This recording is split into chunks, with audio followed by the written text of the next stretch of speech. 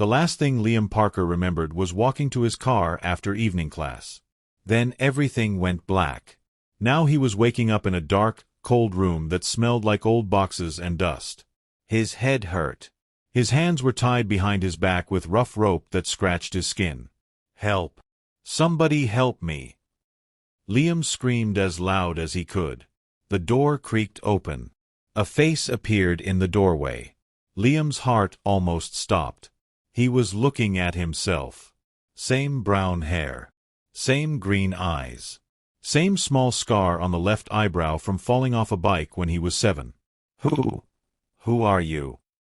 Liam whispered. The person smiled, but it wasn't a nice smile.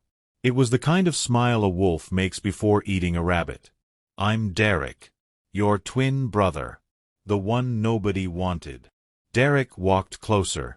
"Mom and Dad picked you. They left me in foster homes where nobody cared if I lived or died. But now I'm taking what should have been mine all along." "Wait. I didn't know. Sorry, little brother. It's time for you to disappear." Derek's phone buzzed. He checked it and laughed. Perfect timing. Sweet dreams, Liam. The door slammed shut. Darkness swallowed everything. Hours later, Liam found himself stumbling down a street. His head felt fuzzy. Someone had let him go, but he couldn't remember how he got out. Everything felt wrong and mixed up. He saw a police car at a red light and ran toward it, waving his arms. "Officer, please. I need help." Liam banged on the window.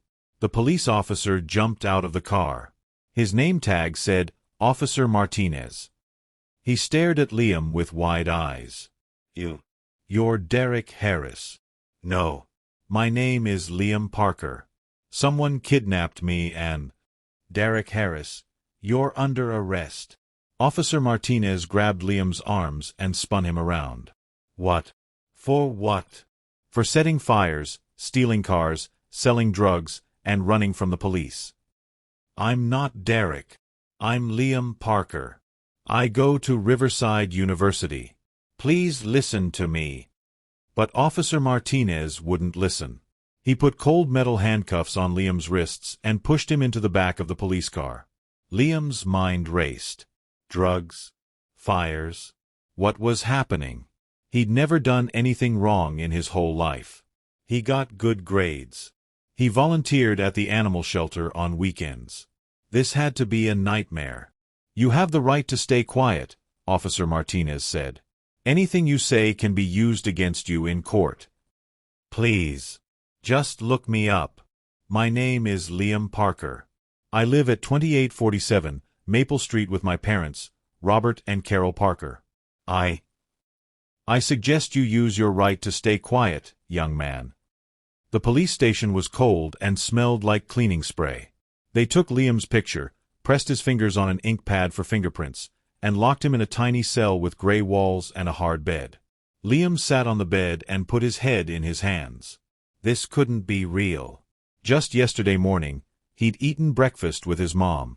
She made his favorite, chocolate chip pancakes. His dad had reminded him to study for his chemistry test. Everything was normal. Perfect. Now he was in jail for crimes he didn't do. And somewhere out there, a person who looked exactly like him was running free. A terrible thought hit Liam like a punch to the stomach. If Derek looked exactly like him, if Derek knew everything about his life, Derek could be pretending to be him right now. Derek could be with his parents. No. Liam jumped up and grabbed the cell bars. "Somebody help me. My family is in danger. Please." A guard walked by without even looking at him. Liam sank back onto the hard bed. Tears ran down his face. Derek had stolen his life. And nobody would believe him. Derek walked through the front door of 2847 Maple Street like he owned the place. And soon he would. "Oh." Carol Parker jumped from the couch, putting her hand on her chest. "Sweetheart, you scared me. Liam." Robert Parker stood up from his reading chair with a huge smile. "We didn't know you were coming home today." Derek forced himself to smile the way Liam would. Warm. Friendly. Boring. I missed you guys. I thought I'd come home and just drive to school with you both every day instead of staying in the dorm. Of course. Oh honey, we missed you so much. Carol hugged him tight. Derek wanted to push her away. This woman had chosen Liam over him. But he needed to play the game. Just a little longer. How are your classes going? Robert asked. Did you change your hair? Derek touched his head. He'd forgotten about Liam's stupid haircut. Yeah, just wanted something different. Come here, son. Robert opened his arms for a hug. Derek hugged him back and thought about all the money these people had. The big house. The nice cars. The college fund. Everything that should have been his. Very soon. Meanwhile, at the police station, Officer Martinez couldn't stop thinking about the boy in the cell. Something felt wrong. Why would a dangerous criminal walk right up to a police officer and ask for help? That didn't make sense. The kid kept saying his name was Liam Parker. He kept begging someone to look him up. Martinez opened his computer and typed in the name. His eyes went wide. Liam Parker. Age 19. Student at Riverside University. Clean record. Not even a parking ticket. But the face in the photo looked exactly like Derek Harris, the criminal they'd been chasing for months. Hey kid, Martinez walked to the cell. I'm going to make one phone call for you. What's your home number? Liam's face lit up with hope. He gave the number, and Martinez dialed. Hello. A woman's voice answered. Ma'am, this is Officer Martinez from Westbrook Police Station. I have a young man here who says he's your son, Liam Parker. The woman laughed. Is this a joke? My son is standing right in front of me. Martinez's blood ran cold. I see. Sorry to bother you. He hung up and looked at Liam, who had turned white as a ghost.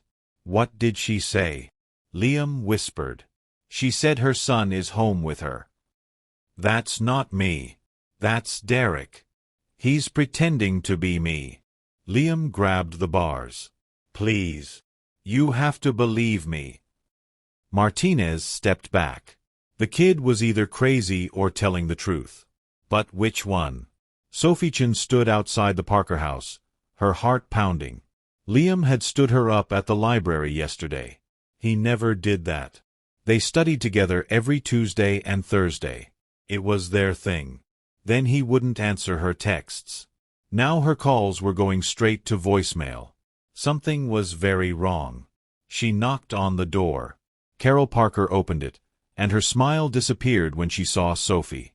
Oh, Sophie. Liam's not here right now. Mrs. Parker, please. Liam was supposed to meet me yesterday, and... Sophie, Robert Parker appeared behind his wife. We've talked about this. You're not good for our son. You distract him from his studies. Sophie felt like she'd been slapped. Liam's parents had never liked her because her family didn't have money. But Liam always stood up for her. He loved her. But We're going to have to ask you to leave, Carol said, not unkindly. It's what's best. The door closed in Sophie's face. Sophie stood there, blinking back tears. Then anger replaced the sadness. No. Something was definitely wrong. The Parkers were mean to her, but Liam would never just abandon her like this. She pulled out her phone and called him again. Straight to voicemail. Liam, it's me again. I don't know what's happening, but I'm worried about you. Please call me back. I love you. Inside the house, Derek listened to the voicemail and deleted it. Then he deleted all of Sophie's texts without reading them. Stupid girl. She was a problem he'd have to deal with eventually. But first things first. He opened his laptop and looked at Liam's bank account information. Not much money there, but it was a start. Then he opened another tab and searched for something very specific. Poisons that look like natural causes.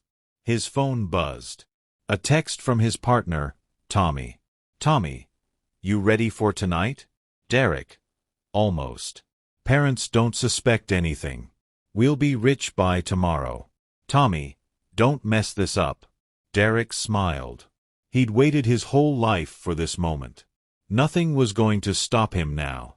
Back at the police station, Officer Martinez made a decision. He picked up the phone and called the courthouse. Hi, this is Martinez. I need information on an old adoption case. The name is Liam Parker, born 19 years ago. He waited while they searched the records. Yes. Uh-huh. And were there any other children born at the same time? A twin, maybe. Martinez grabbed a pen and started writing fast. When he hung up, his hands were shaking. Liam Parker had been adopted at birth. He had a twin brother named Derek Harris who was never adopted. Derek had bounced from foster home to foster home. And according to the files, Derek had a history of violence. He'd hurt other kids, started fires, stolen things. Martinez looked toward the holding cells. They'd arrested the wrong twin. And if Derek was pretending to be Liam right now, the real Liam's family was in terrible danger. Sophie couldn't sleep. She kept thinking about Liam, about how strange he'd been acting, how he wouldn't look her in the eyes, how he'd lost his special bracelet, the one he never, ever took off. At 2 a.m., she got out of bed and opened her laptop. She typed in Liam Parker and started searching. Most of the results were normal. His school photos, his volunteer work at the animal shelter, his Dean's List achievements. But then she found something odd. A news article from 15 years ago about a fire at a foster home. One of the kids blamed was named Derek Harris. The photo was blurry, but Sophie's heart stopped. The boy looked exactly like Liam. She searched Derek Harris and found more. Stealing, fighting, running from police. Every photo looked like her boyfriend. "Oh my God," Sophie whispered. "Liam has a twin." She grabbed her phone and called Liam's number again. This time, someone answered. "What?" Derek's voice was annoyed. "Liam, thank God. Listen, I think something really weird is—" "Sophie, I told you. We're done. Stop calling me." "Wait. This isn't you." "I know it's not. Are you in trouble? Where are you really?" There was silence. Then Derek laughed. "You're crazy. Leave me alone." He hung up. Sophie stared at her phone. That wasn't Liam. She knew it in her bones. She looked at the clock. 2:15 a.m. Too late to call the police, right? No. Not if Liam was in danger. Officer Martinez burst into the station at 6 a.m. He'd barely slept, thinking about the case all night. "Sir," he called to his boss, Captain Williams. "I need to talk to you about the Derek Harris case." "What about it?" "We got him. Case closed." "No, sir. I think we got the wrong person. I think that's Liam Parker in our cell, and the real Derek Harris is out there pretending to be him." Captain Williams frowned. "That's a serious accusation, Martinez." "I know, sir. But look at this." Martinez spread out all the adoption papers and files on the desk. They're twins. Liam was adopted. Derek wasn't. And Derek has a history of violence and crime. What if he's trying to steal his brother's life? Captain Williams studied the papers. His face grew more serious with each page. "Get the kid out of holding," he said finally. "Now." At the Parker house, Derek was making breakfast. Pancakes. Carol's favorite. But these weren't ordinary pancakes. Derek had ground up special pills and mixed them into the batter. Pills he'd bought from a friend who worked at a pharmacy. Pills that would stop a person's heart but look like a heart attack. No one would suspect anything. Old people had heart attacks all the time. Something smells delicious." Carol came into the kitchen, smiling.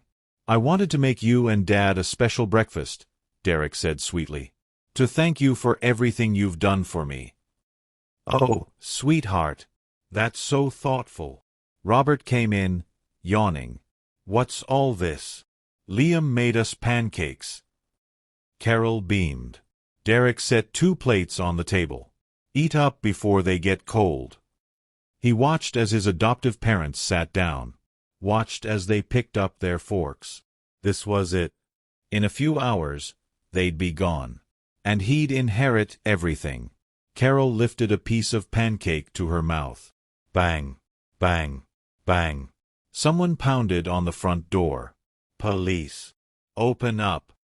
Derek's fork clattered to the floor. No, this couldn't be happening. What on earth? Robert stood up. Don't open that door. Derek shouted, but Robert was already walking toward it. The door burst open. Officer Martinez rushed in with 4 other officers, guns drawn. Freeze. Derek Harris, you're under arrest. What? Carol screamed. That's our son. Behind Martinez, Sophie pushed her way in. Don't eat that food. It's poisoned. She ran to the table and grabbed the plates, throwing them into the sink. Sophie, what are you talking about? Robert looked completely confused. Martinez pulled out handcuffs. Sir, ma'am, this is not your son. This is Derek Harris. Your real son is at the police station. That's impossible. Carol's voice shook. Liam is right here. Sophie pulled out her phone. Look, I found this in Liam's room yesterday. She showed them a photo of a small bottle. It's strychnine, a deadly poison. I'm in advanced chemistry. I recognized it immediately. He was going to kill you. Derek's face twisted with rage. I deserved this life. Not him. I'm the one who suffered. I'm the one nobody wanted. How could you? Carol whispered, tears streaming down her face. Shut up. You picked him. You left me in those terrible homes where people hit me and didn't feed me. This money, this house. It should have been mine. We didn't know, Robert said. We didn't know there were 2 of you. The agency never told us. But Derek wasn't listening. He tried to run, but Martinez tackled him to the ground. You have the right to remain silent, Martinez said, clicking the handcuffs tight. 2 more officers came in, dragging another man. We caught his partner outside, sir.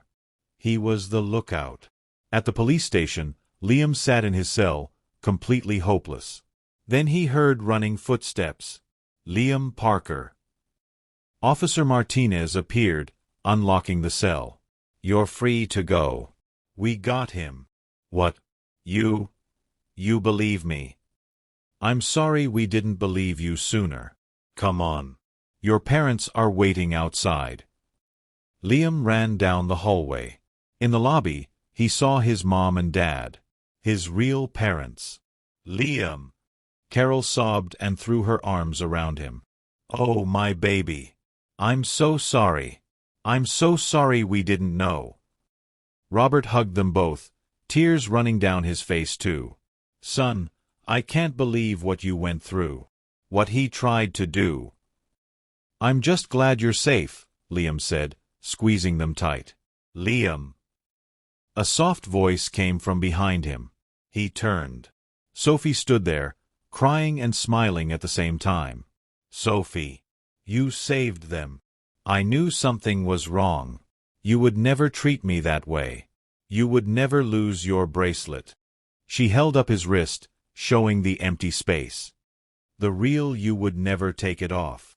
Liam pulled her into a hug. Thank you for believing in me. You saved my family. Carol touched Sophie's shoulder. We were wrong about you. So wrong. You saved our lives. You'll always be welcome in our home. Sophie smiled through her tears. Officer Martinez watched the reunion and smiled. Justice had won today. Barely. But it had won. Derek was taken to prison, where he would stay for a very long time. His partner Tommy went too. Liam went back to college, back to his normal life. But nothing felt quite as normal anymore. He'd learned he had a brother, an evil one, but still a brother. He'd learned that the life he took for granted was almost stolen from him. And he'd learned that the people who really loved you would always believe in you, even when the whole world said you were lying. Sophie held his hand as they walked across campus. Are you okay? Liam looked at her and smiled. Yeah, I am now. Thanks to you. Because sometimes, the best family isn't the one you were born with. It's the one who fights for you when everything falls apart. Did this story keep you on the edge of your seat? If you loved it, smash that like button and subscribe for more thrilling stories every week. Drop a comment telling me what you'd do if you discovered you had an evil twin. Hit that notification bell so you never miss our next adventure.